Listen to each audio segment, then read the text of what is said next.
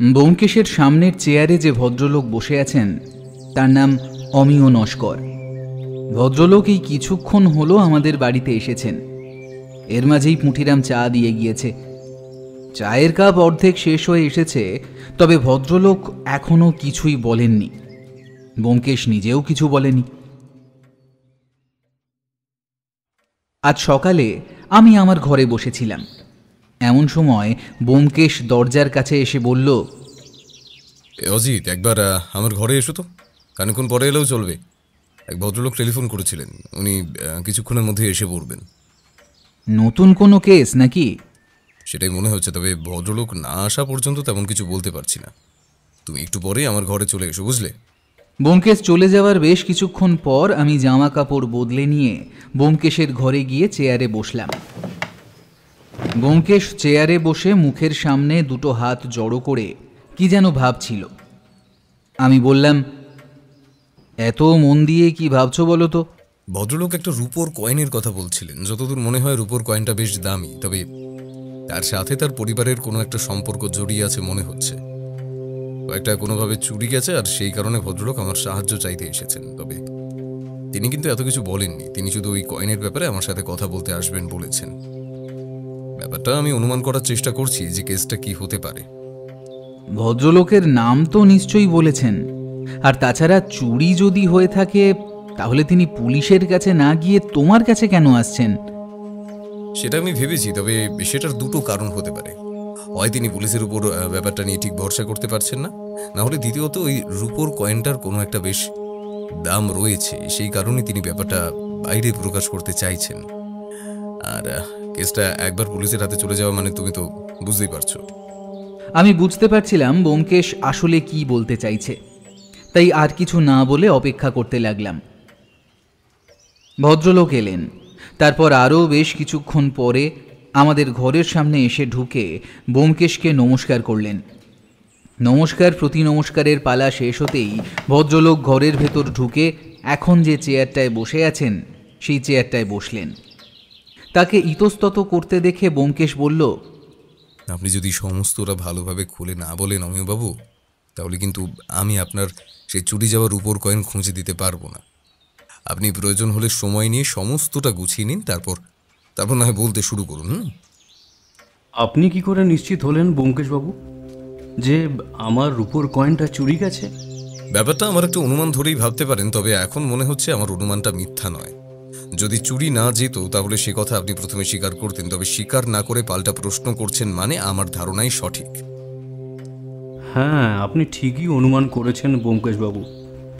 তবে সেই রূপোর কয়েনটা দামের দিক থেকে কত হবে তা আমি জানি না, তবে সেটা আমাদের একটা পারিবারিক সম্পত্তি, আর সেই কারণেই সেটা আমি আবার ফেরত পেতে চাই। আপনি বুঝতেই পারছেন, পুলিশের কাছে এইসব ব্যাপার নিয়ে গেলে কাজ হোক আর না হোক, ব্যাপারটা নিয়ে বাইরে কথাবার্তা বাড়বে, আর সেটাই আমি চাইছি না। তার অবশ্য অন্য একটা কারণ আছে, সেটা আপনাকে পরে বলছি। তবে আপনাকে কিন্তু আমার এই কয়েনটা খুঁজে বার করে দিতেই হবে ব্যোমকেশবাবু। আমি জানি আপনি পারিশ্রমিক ছাড়া কাজ করেন না, তবে সে ব্যাপারে আপনাকে ভাবতে হবে না। আমি আপনাকে নিরাশ করব না, তবে ওই রূপোর কয়েনটা আমার। অধৈর্য হবেন না অমিয়বাবু। এখন আপনি আমাকে গোটা ব্যাপারটা খুলে বলুন, যাতে আমার কেসটা বুঝতে সুবিধা হয়, আর কোথা থেকে কাজ শুরু করতে হবে সেটার একটা ধারণা করতে পারি।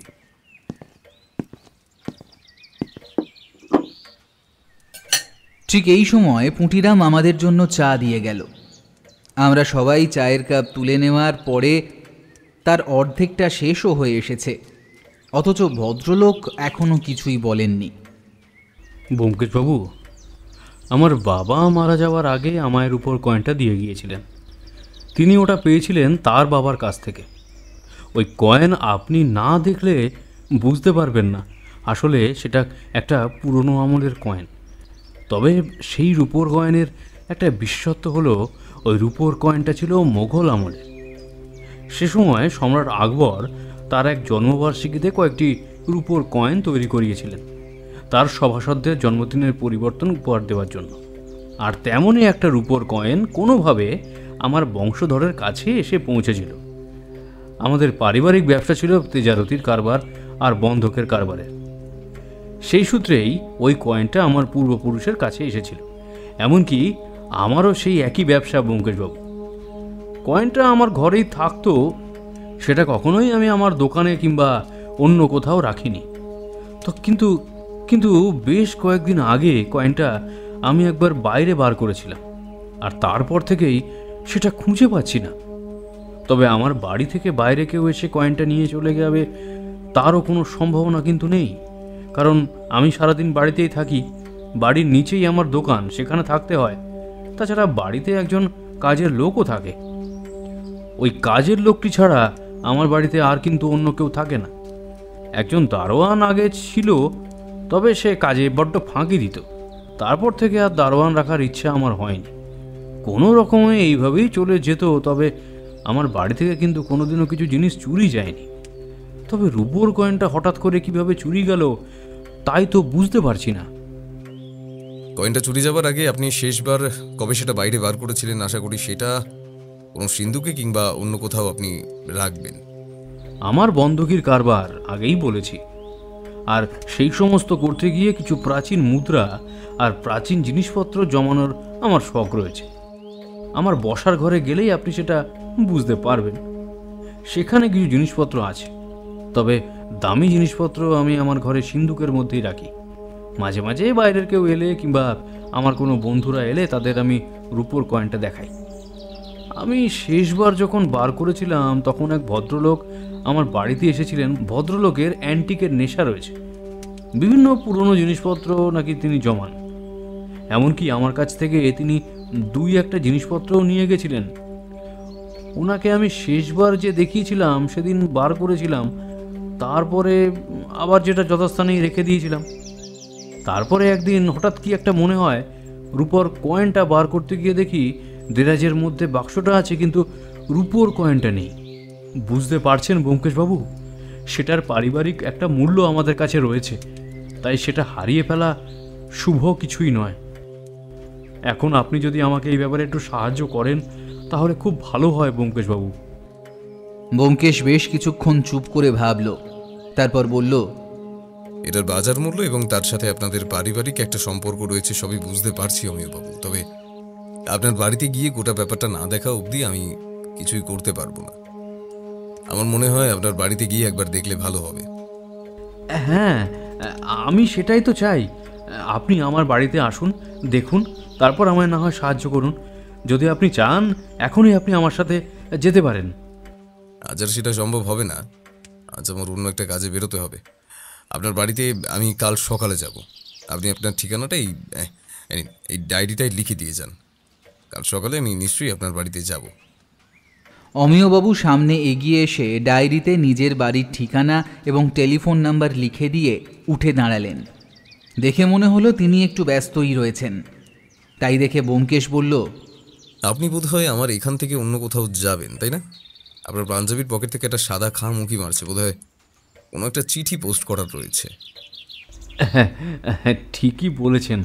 আসলে আমার এক বন্ধু রয়েছে, আর সে শহরের বাইরেই থাকে। তাকে ব্যাপারটা জানিয়েছি। তা নিয়ে আমার একটা চিঠিও লিখেছে সে। আসলে চিঠি লিখতে সে খুব পছন্দ করে, তাই আমিও চিঠিতেই তার সাথে বেশিরভাগ কথাবার্তা বলে থাকি। গোটা ব্যাপারটা তাকে জানিয়ে একটা চিঠি আমি লিখেছিলাম, বুঝলেন। সেটার উত্তরও সে দিয়েছে। এবার তার প্রশ্নের উত্তরে আমি আবার তাকে চিঠি লিখে পাঠাবো। আপনার এখান থেকে বেরিয়ে চিঠি পোস্ট অফিসে দিয়ে তারপর আমি বাড়ি ফিরব। আচ্ছা বেশ, আপনি আপনার কাজ করুন, আমি কাল সকালে আপনার বাড়িতে যাচ্ছি। অমিয়বাবু বেরিয়ে যেতেই ব্যোমকেশ কিছুক্ষণ চুপ করে বসে রইল। তারপর আমার দিকে তাকিয়ে বলল, আশা করি কাল আমার সাথে তোমার বের হতে কোনো অসুবিধা নেই অজিত। অসুবিধের কি আছে? তোমার সাথে বেরিয়ে পড়তে পারলে আমার ভালোই লাগবে। তবে মনে হচ্ছিল ভদ্রলোক যেন আরও কিছু বলতে চাইছিলেন, তাই না ব্যোমকেশ? ব্যাপারটা তুমিও ধরতে পেরেছো তাহলে। আমারও মনে হচ্ছিল ভদ্রলোক কোনো একটা ব্যাপার নিয়ে একটু বেশি চিন্তিত রয়েছেন, তবে সেটা কয়েনের ব্যাপারটা নয়, অন্য একটা ব্যাপার হতে পারে। তবে কাল তার বাড়িতে গিয়ে সমস্ত ঘটনা দেখা না পর্যন্ত কিছুই ধারণা করা ঠিক হবে না। তুমি একটু বসো, আমি একটু ঘুরে আসি, একটা কাজ রয়েছে। এই শুরু হলো। কেস হাতে আসতে না আসতেই আমায় ছাড়া বেরিয়ে পড়ছো। না অজিত, তেমন কোনো ব্যাপার নয়। আসলে দাসবাবুর সাথে একটা ব্যাপারে কথা বলতে হবে। আমি একটু থানায় যেতে হবে, তারপর ওখান থেকে আর যদি কোথাও যেতে হয়, তাই তোমায় নিয়ে যেতে চাইছি না। তুমি বরং এই ফাঁকে তোমার কাজটা সেরে রাখো। আমি ওই দুপুরের মধ্যে ফিরে আসতে পারবো আশা করছি। ব্যোমকেশ বেরিয়ে যেতে আমি নিজের ঘরে চলে এলাম। মাথার ভিতর অমিয়বাবুর কয়েনের ব্যাপারটা ঘুরতে লাগলো। তবে ব্যোমকেশের কথাই ঠিক, সে বাড়িতে গিয়ে সব না দেখা পর্যন্ত এটা নিয়ে ভাবা ঠিক হবে না। তাই আমি আমার কাজে মন দিলাম। ব্যোমকেশ ফিরে এলো বিকেলের দিকে। ফিরে আসার পরে দেখলাম তার মুখে সামান্য চিন্তার ভাঁজ রয়েছে। আমি তাই দেখে প্রশ্ন করলাম, ব্যোমকেশ, কি হয়েছে বলো তো? তুমি এতটা চিন্তিত কেন? অমিয়বাবু যে রূপোর কয়েনের কথা বলে গেলেন, সেটার ব্যাপারে সামান্য খোঁজ খবর নিচ্ছিলাম অজিত। প্রথমে গেলাম ন্যাশনাল লাইব্রেরি, তারপর আরও কয়েকটা অ্যান্টিক দোকান এবং যারা এই ধরনের পুরনো মুদ্রা নিয়ে কাজ কারবার করে তাদের সাথে কথাবার্তা বললাম। অমিয়বাবু মিথ্যে বলেননি অজিত। রূপোর কয়েনটা আকবরের সময়ের আমলের, তবে একটা ব্যাপার কিন্তু সমস্যা দাঁড়াচ্ছে অজিত। কি ব্যাপার? সম্রাট আকবর তার জন্মবার্ষিকীতে ওই রূপোর কয়েন বার করেননি। সেটা বার করেছিলেন তার একজন প্রিয় মানুষের মৃত্যুর সময়। সে সময় কাছের কয়েকজন মানুষকে তিনি এই রূপোর কয়েন দিয়েছিলেন। সেটা আকবরের প্রতি তাদের আনুগত্যতার জন্য। তবে সে সময় যে কটা মুদ্রা আমাদের ভারতবর্ষে কিংবা এখানে রয়েছে, তাহলে সেটা আবার সরকারের হয়ে যাবে। অর্থাৎ অমিয়বাবু সেই মুদ্রাটা কিন্তু বেআইনিভাবে নিজের কাছে রেখেছেন, আর সেই কারণেই বোধহয় তিনি পুলিশের কাছে যেতে চাননি। আর তোমায় বলছিলাম না, তিনি কোনো একটা ব্যাপারে ভীষণভাবে ভাবছেন। আমার মনে হয় ওটাই তিনি ভেবেছিলেন যে আমার ব্যাপারটা যদি বাইরে জানাজানি করে দিই, তাহলে তিনি সমস্যায় পড়ে যাবেন। তাই চুরি যাওয়ার পরেও তিনি ব্যাপারটা বাইরে জানাতে পারছেন না, হয়তো বাধ্য হয়েই আমাদের কাছে এসেছে। তাহলে তো ওটা খুঁজে পেলে আমাদের পুলিশকে জানানো উচিত ব্যোমকেশ। অজিত, সে ব্যাপারটা পুরোপুরি অমিয়বাবুর উপর ছেড়ে দেওয়া দরকার। ওই রূপোর কয়েনটা তার বংশগত সম্পত্তি হতে পারে। নতুন আইনে সে সম্পত্তিটা সরকারের খাতায় জমা পড়ছে, কিন্তু তবুও তো সেটা তারই। তিনি যখন মুদ্রাটা কিনেছেন কিংবা তার বংশের কেউ সেটা কিনেছে, তখন সেই অর্থটা তো সরকার তাকে প্রদান করেনি, তিনি নিজের অর্থতেই কিনেছেন। সেখানে ওটা এখন তার ব্যক্তিগত সম্পত্তি। অন্তত এখনো পর্যন্ত সেটাই হওয়া উচিত। মাঝে মাঝে আইনের বাইরে গিয়ে ভাবতে হয় অজিত। আইনই কিন্তু শেষ কথা নয়। অবশ্যই আইন না থাকলে বিভিন্ন সমস্যা হতে পারত, তবে মাঝে মাঝে আইনকেও ভ্রান্ত বলে মনে হয়। তার প্রমাণ তো তুমি অনেকবার পেয়েছো। ব্যোমকেশ ব্যাপারটা ভালোভাবে বুঝিয়ে দেওয়ার পরে আমারও মনে হলো ব্যাপারটা অমিয়বাবুর উপর ছেড়ে দেওয়াই ভালো। আমাদের কাজ তার কয়েনটা খুঁজে দেওয়া, আমরা সেটুকুই করব, তারপর না হয় দেখা যাবে। পরদিন সকালে আমরা গিয়ে পৌঁছলাম অমিয়বাবুর বাড়িতে। ভদ্রলোক ঠিকই বলেছেন, তিনি সারাদিন বাড়িতেই থাকেন। তার বাড়িটা দোতলা। বাড়ির নিচে একটা ছোট্ট ঘরের মতো রয়েছে, সেটা যতদূর সম্ভব তার তেজারত এবং বন্ধকি ব্যবসার দোকান। আর তার উপরের ঘরে তিনি থাকেন। ওপরে দুটো ঘর। বাড়িটা দেখেই বোঝা যায় পুরনো আমলে তৈরি। বাড়িতে একজন কাজের লোক ছাড়া আর কেউ নেই। আমরা যেতেই কাজের লোকটি এসে দরজা খুলে দিল। তার গায়ে একটা সাদা রঙের কাপড়ের ফেটটি বাঁধা রয়েছে। আমার একটু সন্দেহ হলো, কিন্তু কিছুই বললাম না, কারণ ব্যোমকেশ এখনো পর্যন্ত কিছুই বলেনি। সে বলল, আপনারা ব্যোমকেশ বাবু? নমস্কার, আমি ব্যোমকেশ বক্সী। তোমার বাবু আমাদের কথা বলে রেখেছিলেন মনে হয় তোমায়। হ্যাঁ বাবু, বাবু তো আপনাদের কথা সকাল থেকেই বলে রেখেছেন, আর বাবু উপরের ঘরে অপেক্ষা করতেছেন। আপনারা আসবেন বলে বাবু আজ দোকানে বসেননি। আসুন আসুন, আপনাদের ওপরে নিয়ে যাই। বাইরের দরজা থেকে ঢুকে একটা সিঁড়ি দিয়ে উপরে দোতলায় উঠতে হয়। সিঁড়ির নিচ থেকে যে ফাঁকা জায়গাটা রয়েছে, তার পাশেই বাইরের দোকান ঘরের মতো ঘরটা। আমরা সিঁড়ি দিয়ে উপরে উঠতে উঠতে বুঝতে পারলাম বাড়িটা ভীষণ ঠান্ডা। পুরনো আমলের বড় বড় দেওয়াল আর বড় থামের বাড়িগুলো যথারীতি ঠান্ডা হয়। এদিকটা সামান্য ভিতরে হয়। বড় রাস্তার কোলাহল সমস্ত কিছু থেকেই দূরে। তাছাড়া সিঁড়ি দিয়ে উঠতে উঠতে জানলা দিয়ে পিছনের বাগান মতো জায়গাটা দেখা গেল। বেশ সুন্দর পরিপাটি করে সাজানো। একটা বাড়ি ছেড়ে আমরা দোতলায় যেতেই মাধব নামের কাজের লোকটি এগিয়ে গিয়ে একটা দরজায় কড়া নাড়ল, তারপর বলল,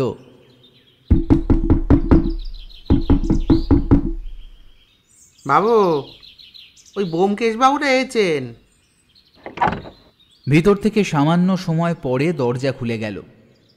অমিয়বাবু সামান্য হাসার চেষ্টা করে বললেন, আরে আসুন আসুন ব্যোমকেশবাবু আসুন, আপনার জন্যই তো অপেক্ষা করছিলাম। আর এই যে মাধব, তুমি আমাদের জন্য 3 কাপ চা করে দিয়ে যাও তো। আর হ্যাঁ, ওই বাইরের দরজাটা বন্ধ করে দিয়ে এসো, আমরা এখন নিচে নামবো না। আর তুমিও রান্না করে থাকবে, বুঝলে? আমরা ঘরে গিয়ে বসলাম। ঘরের মধ্যে আলাদা করে বলার মতো কিছুই নেই।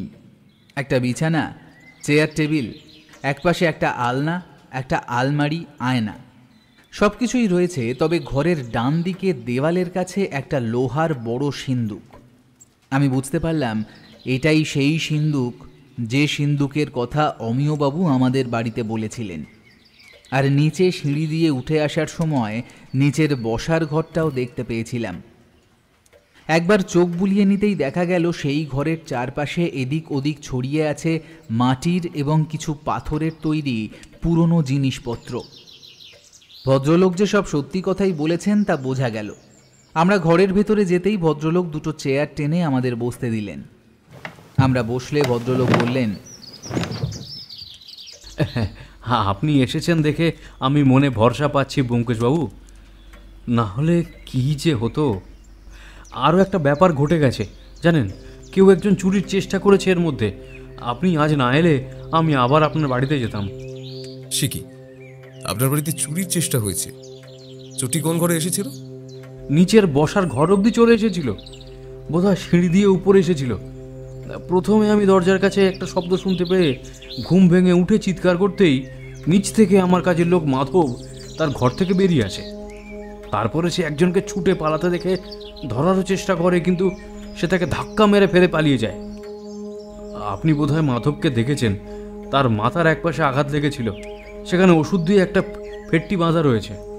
কথাটা শুনেই আমার মনে পড়ে গেল প্রথমেই দরজা খুলে কাজের লোকটির মাথায় একটা ফেটটি বাঁধা থাকতে দেখেছিলাম।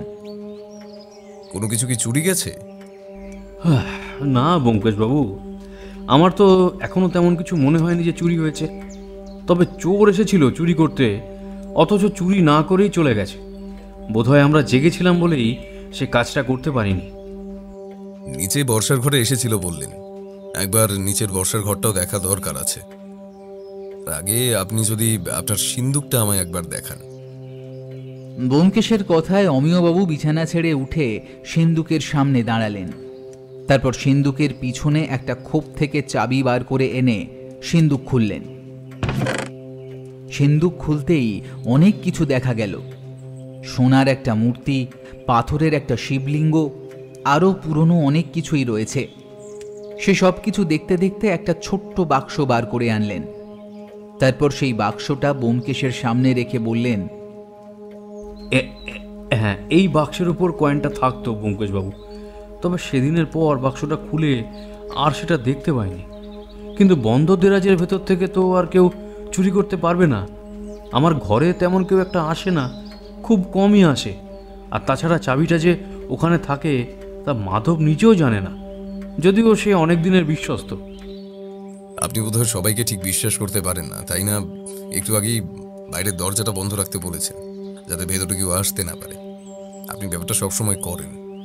বুঝতেই পারছেন, বাড়ির চারিদিকে দামি জিনিসপত্র ছড়িয়ে ছিটিয়ে রয়েছে।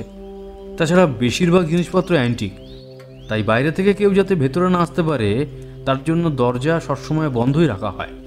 একমাত্র কেউ এলে দরজা খুলে তাকে ভেতরে আনা হয়, তারপর আবার দরজা বন্ধ করে দেওয়া হয়। চোর কিন্তু চাইলেই আপনার বাড়ির ছাদের দিক থেকে আসতে পারতো। আপনার বাড়ির পেছনের দিকে বেশ কয়েকটা বড় বড় গাছ রয়েছে, সেখান থেকে উঠে অনায়াসে আপনার বাড়ির ছাদে এসে তারপর ভেতরে ঢোকা যায়। আপনার বাড়ির ছাদটা একবার দেখা দরকার। একটা কাজ করুন, প্রথমে আমার বসার ঘরটা দেখিনি, তারপর ছাদটা দেখব না হয়। অমিয়বাবুর সাথে আমরা নিচে বসার ঘরে এসে বসলাম। আগেই বলেছি চারপাশে ছড়িয়ে রাখা পুরনো অ্যান্টিক জিনিসপত্র। তাছাড়া ভদ্রলোক যে শৌখিন তা বসার ঘরের সাজানো গোছানো ভাব দেখলেই বোঝা যায়। আমাদের চা খাওয়া হয়ে গিয়েছিল। ব্যোমকেশ এবার প্রশ্ন করল। আপনার সেই রূপোর কয়েনটা আপনার বাড়িতে কেউ এলে আপনি তাকে দেখাতেন, তাই তো? তবে তাকে কি এই ঘরে এনেই দেখাতেন, না বসার ঘরে বসিয়ে রেখে দেখাতেন? বেশিরভাগ সময় বসার ঘরে বসিয়ে রেখে দেখাতাম। যে ভদ্রলোকের কাছে আপনি শেষবারই ওই রূপোর কয়েনটা দেখিয়েছিলেন, সেই ভদ্রলোকে কোথায় বসিয়ে রেখেছিলেন? এই ঘরে? হ্যাঁ ব্যোমকেশবাবু। এবার সেদিনের ব্যাপারটা আমায় খুলে বলুন। ভদ্রলোক আসার পর থেকে চলে যাওয়া পর্যন্ত ঠিক কী কী হয়েছিল? ভদ্রলোকের নাম সঞ্জয় চাকলাদার। তিনি আমার কাছে মাঝে মাঝেই আসছেন। আসলে ভদ্রলোকের আমার মতো অ্যান্টিক জিনিসপত্র জমানোর শখ ছিল, তাই তিনি এলে তার সাথে মাঝে মাঝে বসে গল্পগুজব করতাম। তাকে আমি কয়েনটা এর আগেও দেখিয়েছি, তবে সেদিন তিনি আরও একবার সেটা দেখতে চাইলেন। আমি তখন তাকে ওই বসার ঘরে বসিয়ে রেখে ওপরে এসে বাক্সটা নিয়ে নিতে গেলাম। আগে একবার ভদ্রলোক জিনিসটা আমার কাছ থেকে কিনতে চেয়েছিলেন, তবে আমি বিক্রি করতে রাজি হইনি। বুঝতেই পারছেন, ওটা আমার পারিবারিক সম্পত্তি, ওটা আমি কোনো মূল্যেই বিক্রি করতে চাই না। আর তাছাড়া এরকম রূপোর কয়েন আর একটাও পাওয়া যাবে না ব্যোমকেশবাবু। সেই কারণেই এটার দাম আমার কাছে অনেক বেশি ছিল, তবে ওই একবারই। তারপরে আর কোনোদিনও সেই ভদ্রলোক কয়েনের কথা আমায় কখনো বলেনি। সেদিন ওনাকে রূপোর কয়েনটা দেখালাম। তারপর রূপোর কয়েনটা দেখানো হয়ে গেলে বাক্স বন্ধ করে টেবিলের উপর রেখেছিলাম। তারপর আমার কাজের লোকটি এসে চা দিয়ে যেতেই আমি চা খেলাম, ভদ্রলোকও খেলেন। বসে এটা ওটা কথাবার্তা বলতে বলতে আমার ঘরে টেলিফোন বাজলো। আমি উঠে এসে টেলিফোনটা ধরলাম। কথা বলে নিচে গিয়ে দেখি ভদ্রলোক তখনও নিচে বসে আছেন। তারপর বাক্সটা তুলে রেখে সিন্ধুকে রেখে দিলাম। আবার নিচে এসে ভদ্রলোকের সঙ্গে আরও কয়েকটা ব্যাপারে কথাবার্তা বলার কিছুক্ষণ পরে ভদ্রলোক চলে গেলেন। তারপরে আর সেই রূপোর কয়েনটা খুলে দেখার কথা আমার মনে হয়নি। যেদিন খুলে দেখলাম সেদিন দেখি কয়েনটা নেই। তারপর প্রথমে ভাবলাম ভদ্রলোককে টেলিফোন করে ব্যাপারটা জিজ্ঞাসা করি, তবে সরাসরি একজনকে তো আর চোর বলে দাবি করা যায় না, যেখানে আমার কাছে কোনো প্রমাণ নেই যে রূপোর কয়েনটা তিনিই নিয়েছেন। তাই গোটা একটা দিন ভাবনা চিন্তা করার পর পরদিন আপনার কাছে গেলাম। যে মুহূর্তে আপনি টেলিফোনটা ধরার জন্য এখান থেকে উঠে পড়ে গিয়েছিলেন, তখন এই ঘরে শুধুমাত্র সেই ভদ্রলোকই ছিলেন? শুধু সেই ভদ্রলোকই ছিলেন ব্যোমকেশবাবু। তাছাড়া তার মধ্যে আমার কাজের লোক মাধব একবার এসেছিল এখানে চায়ের কাপগুলো নিয়ে যেতে। সে যখন এসেছিল তখনও বাক্সটা ওই টেবিলের ওপরেই রাখা ছিল। একটা কথা বলুন তো, ভদ্রলোক যদি রূপোর কয়েনটা নিয়ে চলে যাওয়ার চেষ্টা করে, তাহলে তিনি পকেটে করে নিয়ে যেতে পারতেন কি? এখানেই তো সমস্যা ব্যোমকেশবাবু। ভদ্রলোকের পরনে ছিল ধুতি আর পাঞ্জাবির পকেটও ছিল। তবে সত্যি কথা বলতে তিনি যাওয়ার আগে একবার নিচু হয়ে ঝুঁকে আমার এই টেবিলের উপর মূর্তিটা দেখেছিলেন। তখন তার পকেটের দিকে আমার নজর এমনিতে গিয়েছিল, কারণ তার পকেটে সবসময় একটা পেন থাকতো। পরে যখন ব্যাপারটা আমার মনে হলো, তখন মনে করার চেষ্টা করি যে তার পকেটে আর অন্য কিছু দেখেছিলাম কিনা, কিন্তু তার গোটা শরীরে এমন কোনো আর কিছু ছিল না যাতে করে সেই কয়েনটা নিয়ে যাওয়া যায়। আমি ভেবেছিলাম ভদ্রলোক হয়তো এই সামান্য সময়ে যখন অমিয়বাবু টেলিফোন ধরতে গিয়েছিলেন তখন রূপোর কয়েনটা তুলে নিয়েছে। তারপর বন্ধ বাক্সটাই অমিয়বাবু না বুঝতে পেরে সিন্ধুকে তুলে রেখেছে। কিন্তু এই কথায় আমার সেই ধারণাটা একেবারে নষ্ট হয়ে গেল। ব্যোমকেশও বোধহয় আমার মতোই কিছু ভেবেছিল, তাই বলল, তাহলে তো সমস্যা অমিয়বাবু। ভদ্রলোক যদি কয়েন নিয়ে যেতেন তাহলে তার সুযোগ ছিল, কিন্তু তিনি নিয়ে যাননি। তবে তারপরেই মনে হয় আপনি যখন বাক্সটা সিন্ধুকে তুলে রাখেন তখন থেকেই সেটা খালি ছিল। ওই সামান্য সময়ের মধ্যে বাক্স থেকে রূপোর কয়েনটা বার করা হয়েছে, কিন্তু প্রশ্ন হলো তার কাছে যদি কিছু না থাকে তাহলে তখন রূপোর কয়েনটা গেল কোথায়? সেটাই তো ব্যোমকেশবাবু, সেটাই। আর মাধব এসব ব্যাপারে কিছু করবে বলে তো আমার মনে হয় না। সে অনেক দিন ধরেই আছে, আর সে সারা দিন আমার ওই বাড়িতেই থাকে। তার পরিবার বলতে তেমন কিছুই নেই, তার সমস্ত কিছুই সব এখানেই। সে যদি সেটা চুরি করে তাহলে সেটা নিয়েই বা করবেটা কি? সে বাড়ি থেকে কোথাও যায় না প্রয়োজন ছাড়া। আমি চেষ্টা নিচ্ছি অমিয়বাবু, তবে আমার বিষয়টায় সময় লাগতে পারে। চলুন একবার আপনার বাড়ির ছাদটা দেখে আসা যাক। আপনার কি ধারণা চোর আপনার বাড়িতে ঠিক কোথা থেকে এসেছিল? নিচের দরজা থেকে আসতে পারবে না ব্যোমকেশবাবু, কারণ রাতে নিচের দরজা ভেতর থেকে বন্ধ করা থাকে। একমাত্র উপরের ছাদের যে দরজাটা রয়েছে সেই দরজাটায় সামান্য সুযোগ রয়েছে অবশ্য, কারণ সেই দরজার ছিটকানিটা সামান্য নড়বড়ে ছিল। বাইরে থেকে একটু জোরে ধাক্কা দিলে সেই ছিটকিনিটা খুলে যেতে পারে। আমি তারপরেই যদিও ছিটকিনিটা বদলেছি এবং দরজাটাও নতুন করে মেরামত করিয়েছি, তবে আমার মনে হয় চোর ওই ছাদ থেকেই এসেছিল।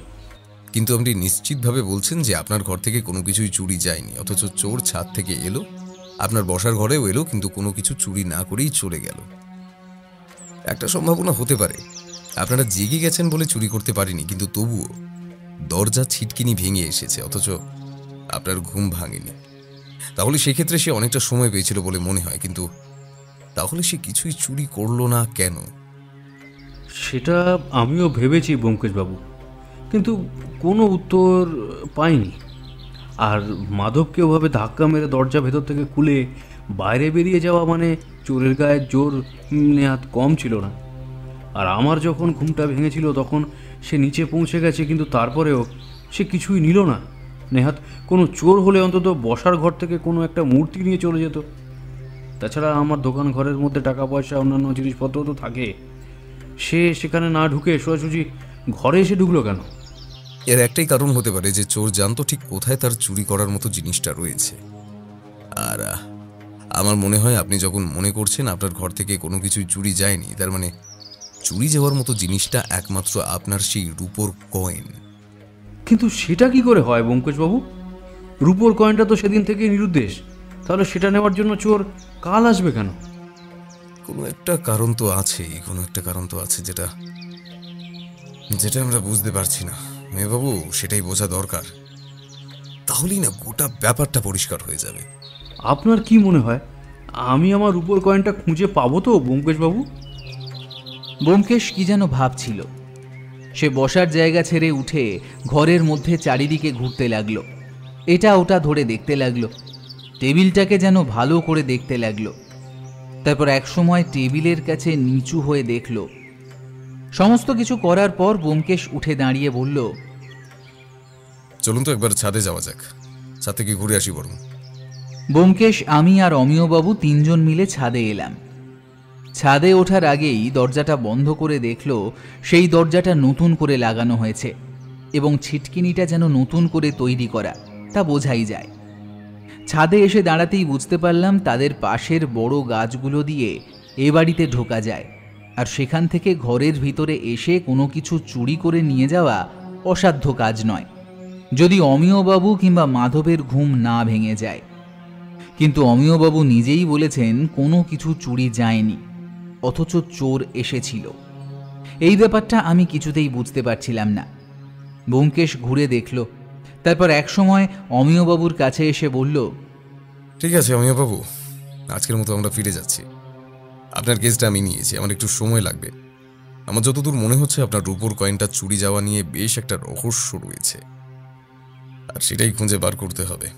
তবে আপনার মতো আমারও ধারণা অন্য আর কিছুই চুরি যায়নি। চোর যে এসেছিল তার কারণটা খুঁজে বার করা দরকার।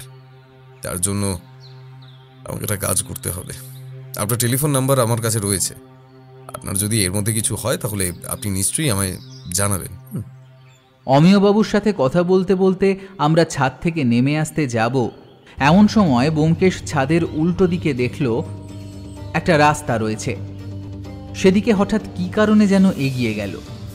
আমি তাকে অদ্ভুতভাবে এগিয়ে যেতে দেখে তার পিছু পিছু এগিয়ে গেলাম। অমিয়বাবুও পেছনে দাঁড়িয়ে রইল। আমি এগিয়ে গিয়ে প্রশ্ন করলাম, ব্যোমকেশ, কি হলো বলো তো? তুমি হঠাৎ এভাবে গেলে এদিকে? বাড়ির বাইরের রাস্তা থেকে কেউ একজন এবারের উপর নজর রেখে চলেছিল অজিত। আমি দেখতে পেয়ে সামনের দিকে এগিয়ে গেল। ছাদে আছি বলে ব্যাপারটা ঠিক বুঝতে পারলাম না, নিচে থাকলে একবার দেখা যেত বরং। আমি এবার বুঝতে পারলাম ব্যাপারটা অতি সহজ নয়।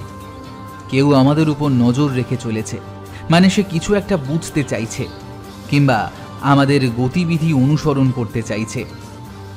আর এই মুহূর্তে ব্যোমকেশকে বাড়িতে দেখে নেওয়া মানে প্রতিপক্ষ বুঝতে পেরে যাবে ব্যোমকেশ তদন্ত করা শুরু করেছে। অমিয়বাবুকে এ বিষয়ে কিছুই জানানো হলো না। ব্যোমকেশ তাকে অন্য একটা কথা বলল। তারপর আমরা দুজন মিলে বাড়ি থেকে বাইরে বেরিয়ে এলাম। গোটা রাস্তায় ব্যোমকেশ কেমন যেন চুপ করে কিছু ভাবতে লাগলো।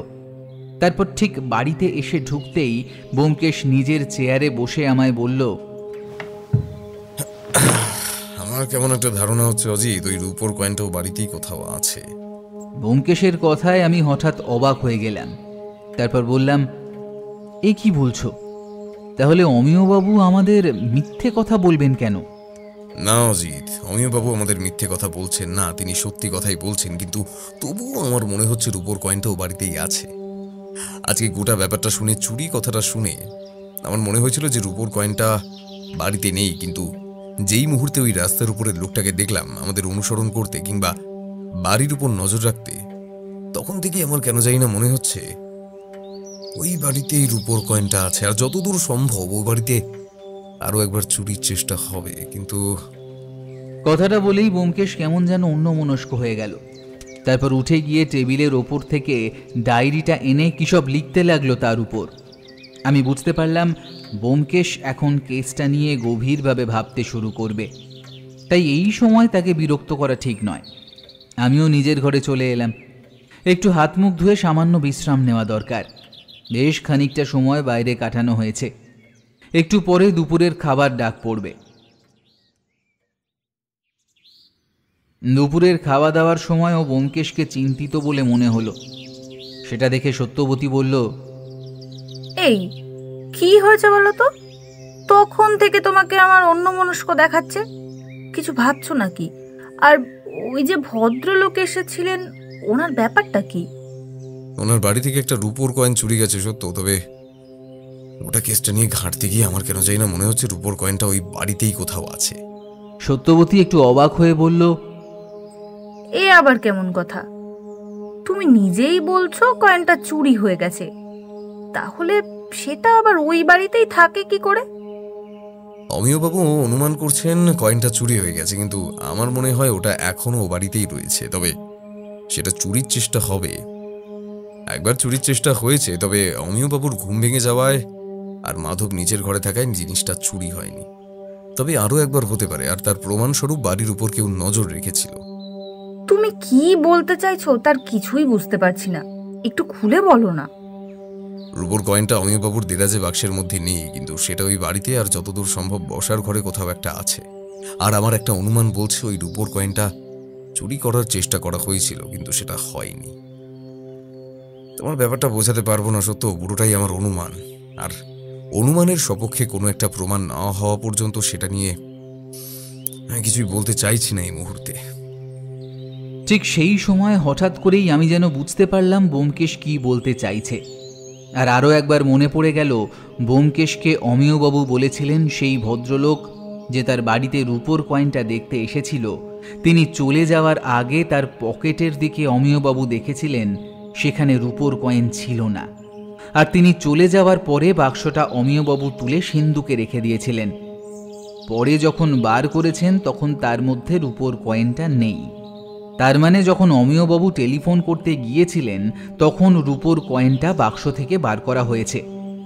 কিন্তু সেটাই হলে ব্যোমকেশ কেন বারবার বলছে ওটা ওই বাড়িতেই আছে? দুপুরে খাওয়ার পর ব্যোমকেশ অমিয়বাবুকে টেলিফোন করে সেই ভদ্রলোকের অর্থাৎ সঞ্জয় সমাদ্দারের টেলিফোন নাম্বার চেয়ে নিলেন। তারপর টেলিফোন করে বেশ কিছুক্ষণ তার সাথে কথা বলল। তার সাথে কথা বলতে বলতে এক সময় এটাও বলল সেই কয়েনটা অমিয়বাবুর কাছে আছে। যদি সঞ্জয়বাবু সেটা ওখান থেকে বার করে নিতে পারে তাহলে সঞ্জয়বাবু যত টাকা চাইবেন সেটা ব্যোমকেশ দিতে রাজি আছে। আমি বুঝতে পারছিলাম ব্যোমকেশ সঞ্জয়বাবুকে একটা টোপ দিচ্ছে, আর সেই টোপের জালে তিনি পা দিলেই গোটা ব্যাপারটাই হয়তো ব্যোমকেশের সুবিধে হবে। টেলিফোন রেখে ব্যোমকেশ চেয়ারে এসে বসেছে। আমি বললাম, কি হলো ব্যোমকেশ, কিছু জানতে পারলে? না অজিত, এ বড় শক্ত ঠাই এত সহজে পার করা যাবে না। তবে একটা ধারণা করতে পারছি, আর সেটা আমার আগের ধারণার সাথে মিলে যাচ্ছে। অজিত, কিছু একটা আমরা বুঝতে পারছি না, ওই কিছু একটার জন্যই চেষ্টা এখনো জটিল বলে মনে হচ্ছে। আর সেটা হলেই কেসটা সহজ হয়ে যেত। যতদূর মনে হয় সেই রূপোর কয়েনটায় সঞ্জয় বাবুর হাতে নেই, অন্তত তার সাথে কথা বলে তো এটাই মনে হলো। সেটা অমিয়বাবুর সিন্ধুকে নেই, সঞ্জয়বাবুর কাছেও নেই, কোথাও নেই। অথচ তুমি বলছো সেটা নাকি অমিয়বাবুর বাড়িতে বসার ঘরে রয়েছে। যদি সেটা সেখানে থেকেই থাকে তাহলে অমিয়বাবু কিংবা মাধব সেটা খুঁজে বের করছে না কেন? আর তাছাড়া আমরাও তো বাড়িতে গিয়েছিলাম, ও বাড়িতে ভালো করে খুঁজে দেখেছি।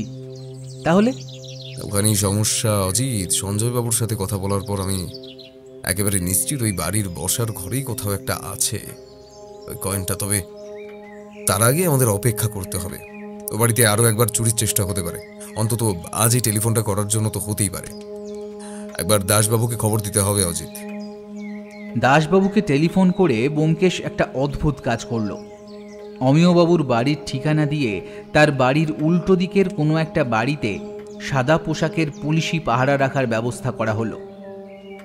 সে বাড়িতে যে আজ রাতেই চুরির চেষ্টা হতে পারে সে কথাটাও ব্যোমকেশ বলে দিল, এবং গোটা ব্যাপারটা এমনভাবে করতে হবে যেন কারো সন্দেহ না হয়। তারপর আমায় বলল, অজিত, আমায় আর তোমায় ওই লোকটা মানে যে অনুসরণ করছিল সে চিনে রেখেছে। আমরা এই মুহূর্তে অমিয়বাবু কিংবা তার বাড়ির আশেপাশে কোথাও রাতের জন্য অপেক্ষা করতে পারবো না, তাতে তারা আর আসবে না। তাই পুলিশের ব্যবস্থাটা করলাম। তবে আশা করছি রাতের মধ্যে কিছু একটা ঘটবে। কাল সকালে আমাদের অমিয়বাবুর বাড়িতে আরও একবার যেতে হবে। আজ আর এসব নিয়ে কোনো কথা নয়, আজ একটু আমায় বেরোতে হবে, বুঝলে? তবে তুমি চিন্তা করো না, আমি সন্ধ্যার আগেই ফিরে আসবো। আমি বুঝতে পারছিলাম ব্যোমকেশ কেসটা নিয়ে গভীরভাবে ভাবছে, তাই এই সময় তাকে আর একা বেরোনোর জন্য রাগ প্রকাশ করতে পারলাম না। তার বদলে আমি অপেক্ষা করতে লাগলাম, কারণ ব্যোমকেশ যখন বলেছে আজ রাতে কিছু একটা ঘটবে, তখন নিশ্চয়ই ঘটবে।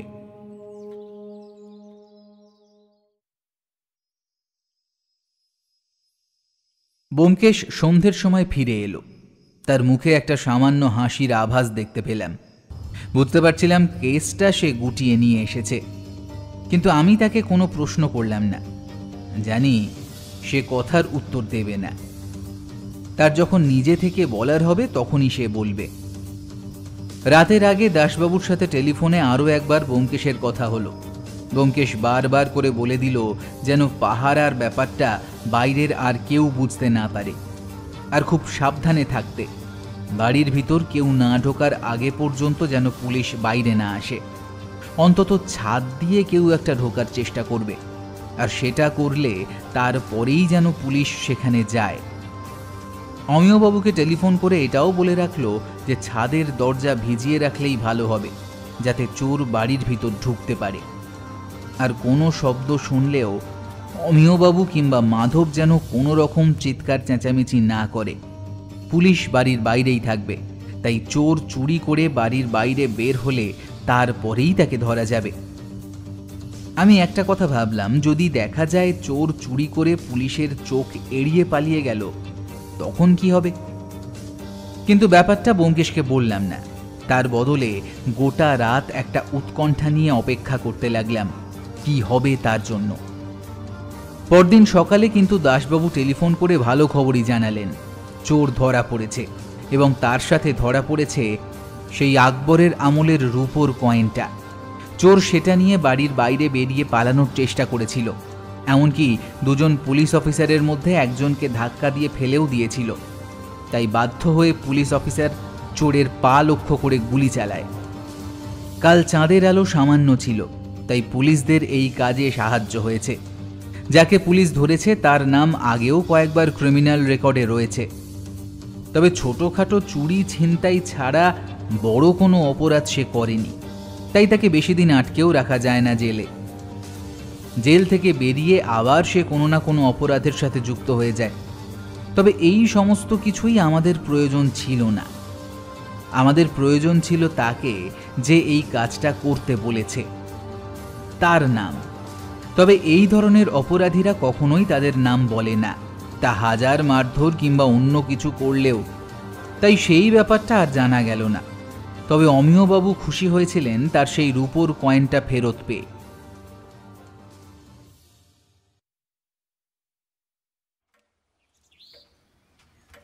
একদিন দুপুরে তিনি ব্যোমকেশের কাছে এলেন। আমাদের ঘরের টেবিলের মাঝখানে সেই আকবরের আমলের রূপোর কয়েনটা রাখা ছিল। সাধারণ কয়েনের থেকে বেশ খানিকটা বড় আর ভারী। সময়ের জন্য কয়েনটা সামান্য কালো হয়ে এসেছে, তবে এখনও বোঝা যায় বেশ দামি জিনিসটা। আর শুধু রূপোর দামের জন্য নয়, ইতিহাসের সাথে একটা সম্পর্ক থাকার জন্য এটার দাম রয়েছে। তবে ব্যোমকেশের কথায় দাসবাবু এই ব্যাপারটা বাইরের কোথাও বের করেননি। অমিয়বাবু ব্যোমকেশের দিকে তাকিয়ে বললেন, কিন্তু ব্যোমকেশবাবু, আপনি বারবার বলেছিলেন যে রূপোর কয়েনটা আমার বাড়িতে বসার ঘরেই কোথাও লুকোনো আছে। আপনি এমনটা অনুমান করলেন কি করে? আর কাল রাতেই যে চুরিটা হবে সেটাও আপনি ধরলেন কি করে? ওটা ব্যাপারটা খুবই সহজ ছিল অমিয়বাবু, আমরা একটু জটিল ভাবছিলাম। আপনার সাথে যে ভদ্রলোক দেখা করতে এসেছিলেন তিনি সেদিন রূপোর কয়েনটা চুরি করে নিয়ে যাননি। তিনি একটা সঠিক সময় দেখে আপনার কয়েনের বাক্স থেকে কয়েনটা বার করে ওই ঘরের মধ্যে কোথাও লুকিয়ে রেখেছিলেন। তিনি জানতেন সেটা নিয়ে তিনি বেরোতে গেলে কোনোভাবে আপনার নজরে পড়বে, আর তিনি ইচ্ছে করেই সেদিন আপনার বাড়িতে এমন পোশাক পরে এসেছিলেন যাতে কিছু নিয়ে যাওয়া যায় না, যাতে চুরি হলে আপনি তাকে সন্দেহ করতে পারেন না। এমনকি আপনি যে কথাটা বলেছিলেন তিনি কোনো একটা মূর্তি দেখার সময় সামান্য ঝুঁকে পড়েছিলেন, আমার মনে হয় সেটাও তিনি ইচ্ছে করেই করেছিলেন যাতে আপনি তাকে সন্দেহ না করেন। তিনি কয়েনটা বার করে আপনার ঘরে কোথাও একটা লুকিয়ে রেখেছিলেন। সেটা টেবিলের কোনো একটা অংশ হতে পারে। আপনার ঘরের টেবিলটার নিচের দিকে সামান্য কয়েকটা খারাপ মতো জায়গা রয়েছে। পায়া টেবিলের কাঠ যেখানে জড়ো হয়েছে সেখানে সামান্য ফাঁকা। সেই ফাঁকের মধ্যেই কোথাও তিনি কয়েনটা লুকিয়ে রেখেছিলেন। পরে সময় সুযোগ করে এসে সেটা নিয়ে যাওয়ার কিংবা আপনার বাড়িতে চোর পাঠিয়ে সেটা তুলে নেওয়ার চেষ্টা করবেন যাতে তার উপরে আপনার কোনো সন্দেহ না পড়ে। আপনার নজর থেকে তিনি বেঁচে থাকতে চেয়েছিলেন, কারণ তিনি জানতেন আপনি পুলিশে খবর দেবেন না, কারণ কয়েনটা আপনার কাছে যে নিয়মে রয়েছে আইনের বিরুদ্ধে তা। তবে আপনার বাড়িতে প্রথমবার চুরির সময় চোর ওটাই নিতে এসেছিল, কিন্তু আপনারা জেগে যাওয়ায় সেটা কোনোভাবে নিতে পারেনি। তার আগে তাকে পালিয়ে যেতে হয়, আর সেখানেই আমার সন্দেহটা হয়। আপনার ঘর থেকে কিছু চুরি যায়নি, অথচ সে মাধবকে ধাক্কা মেরে পালিয়েছে। সেই সময়ের মধ্যে সে চাইলে যা কিছু চুরি করতে পারত, আর সে ঝাড় দিয়ে এলো, অথচ আপনার ঘরে না ঢুকে সোজা বসার ঘরে এলো কেন? তার মানে সে জানতো চুরি করার জিনিসটা ওখানেই আছে। ব্যাস। আর কাল টেলিফোন করে শাশ্বতবাবুকে এইসব ব্যাপারগুলো বলতেই বুঝতে পারলাম কিছু একটা ঘটবে। তিনি নিশ্চয়ই কয়েনটা বার করার চেষ্টা করবেন, আর আমার কথা বলার জন্যই হয়তো তিনি ভয়ে কালিয়ে আবার লোক পাঠাবেন, তা আমি জানতাম। আর বাকিটুকু আপনি নিজেই জানেন। পুলিশ পাহারায় ছিল, তারা নিজের কাজ করেছে। আপনার কয়েন এখন আপনার কাছে আছে। তবে অমিয়বাবু, কয়েনটা একটু সাবধানে রাখবেন।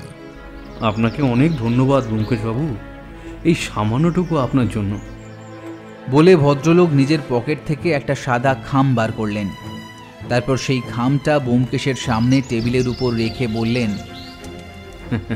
আপনি আমায় যা সাহায্য করেছেন তার কাছে এইটুকু কিছুই নয়। তবুও আমার মনে হয় আপনি খুশি হবেন। বলে ভদ্রলোক উঠে দাঁড়িয়ে ব্যোমকেশকে নমস্কার করে আমাকে নমস্কার করে ঘর থেকে বেরিয়ে গেলেন। ব্যোমকেশ খামটা তুলে নিয়ে টেবিলের উপর ডায়েরির ভাঁজে রাখল। তারপর আমার দিকে তাকিয়ে বলল, প্রথম দিন যখন ওর বাড়িতে গেছিলাম তখনই আমার ব্যাপারটা বোঝার কথা ছিল অজিত, কিন্তু বারবার আমি ভাবছিলাম কয়েনটা বাড়ি থেকে বাইরে চলে গেছে। আর চুরি কথাটা শুনে আমার সন্দেহটা প্রথম হয়। তবে যাক, সব ভুলে বলে মিটে গেছে, সেটাই ভালো।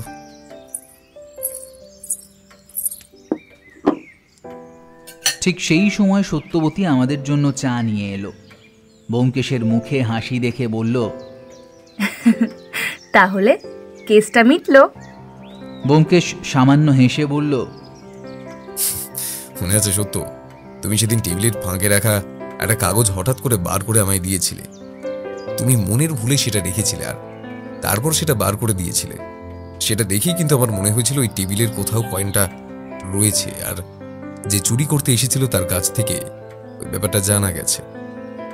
তুমি না থাকলে আমি কেসটা সমাধান করতে পারতাম না সত্য।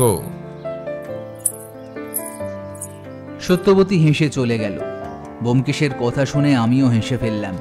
স্বয়ং ব্যোমকেশ বক্সীকেও তাহলে মাঝে মাঝে অনিচ্ছাকৃতভাবে কারোর সাহায্য নিতেই হয়।